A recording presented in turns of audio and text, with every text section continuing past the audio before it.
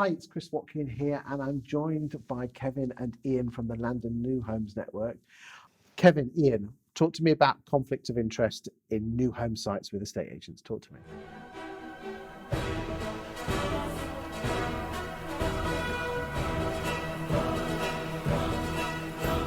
Conflict of interest, right? This is a bit of a topical subject for me at the moment. So I'm going to give you two recent examples of some deals. And actually, when I sort of sat there at the weekend thinking about this, I thought actually this is more regular than I'd care to sort of think really. So last week I was down in Cornwall. I went to see two landowners. First site I went to, really nice family, three brothers and sisters, inherited the property from the mum and dad, and they've been terribly let down over 2 years of abortive negotiation with a big commercial organisation that was trying to buy their piece of land. And they'd fully instructed the agent, and it was a well-known, very well-known high-end firm supposedly, and they've agreed a deal at £875,000, and the deal was agreed 2 years ago, supposedly on an unconditional basis. 2 years later, still not exchanged contracts, so the vendors, under our guidance, pulled out of that sale. So I said to the vendor, well, why have you not exchanged contracts? This is very weird. I'm trying to like sort of get the diagnosis of what's gone wrong here. And long story short, they said, look, the agent we work with, never heard from them. We think the agent was acting more for the buyer than they were acting for us. And we've been strung along.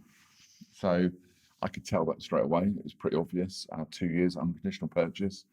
2 years you'd normally be into a subject to planning type of deal rather than that. So it would have been quite fair and reasonable for this family to have agreed to sell on an uncon basis and had a fairly swift exchange of contracts with a delayed completion or whatever. Now, had that happened, they could have then gone for the buyer on the basis of failing to complete. Obviously, the interest charges would have had 87.5 grand's worth of deposit back in their pocket, and as it is, they've ended up with zero.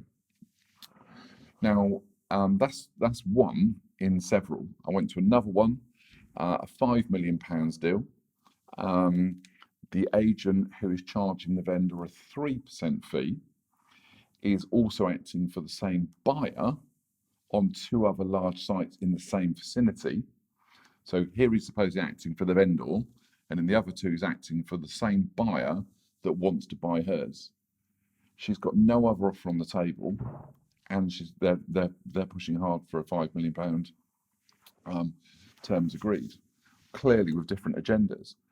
So, would you sit there and say that those agents are conflicted? I say they would, unquestionably. So our approach to that is very clear. We're acting for whoever our client is on the day, whether that's the acquirer or the seller. And if we're acting for the seller, as we say to all of our team, we want the sellers to be represented as if it was, somebody looking after our grandparents' interests or whatever. But it's a thing we see quite a lot, Chris, really, where people will hear the words of an acquisition fee or disposal fee around land. We often get asked the question, so, can I get both then? And as we often say, well, you can't be poacher and gamekeeper. Which camp are you in, and you have to then make sure that you stick to that camp rather than deviate. But I think there's a piece there, isn't there, Ian, that for some agents, and in these particular ones, I can only assume that it was probably flattering, or there was the potential much bigger fee potential way beyond the supposed instruction. Do you think there's a conflict? Okay, so your opinion is get a fee from the seller for selling the land. You're saying that it's a conflict of interest to get an acquisition fee from the buyer. Is it a conflict of interest if you don't have an acquisition fee off the buyer, but you sign an agreement that you'll sell the land, the new homes afterwards? So no, I wouldn't say that's a conflict. I think it's all about how you're positioning what your offering is to the vendor. So in relative terms, it's industry accepted that if you're selling a piece of land, it is likely that the developer will re-instruct you.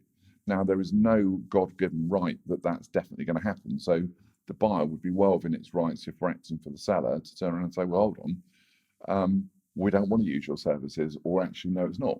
Well, that will never set the precedent for whether the deal gets done or not. Our interest is in the basis of our instruction with the seller. Are we achieving what the brief was and our remit and scope? So what you're saying is sign an agreement with the vendor so there's no conflict of interest. You think it is a conflict of interest if you then look for an acquisition fee off the buyer and also the builder in essence, and also it would be unfair to sign an agreement on any subsequent new home sales, and that's just almost a gentleman's agreement that you introduced me to me so you could get it. But you're not. But as soon as you sign a piece of paper saying I want the new home site, it is a conflict of interest, isn't it? Or is it not? Or is that? No, is the conflict? I think the conflict is on the buying, on the acquisition fee, and the selling fee. That's where the conflict is. The conflict of interest is who is your client that you're acting for.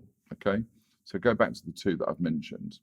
In that instance, that agent was acting under an agreement for the seller, but the behaviours within the period of that marketing were not in the spirit of what the job was that they were briefed on, because they weren't acting in the vendor's best interest. Had they been, they would have told the vendor to withdraw from the transaction way before now, and would certainly have been pushing the buyer for an exchange of contracts. That, in simple terms, was. So can you look at the deal in two separate elements? One is actually getting the bloody land sold.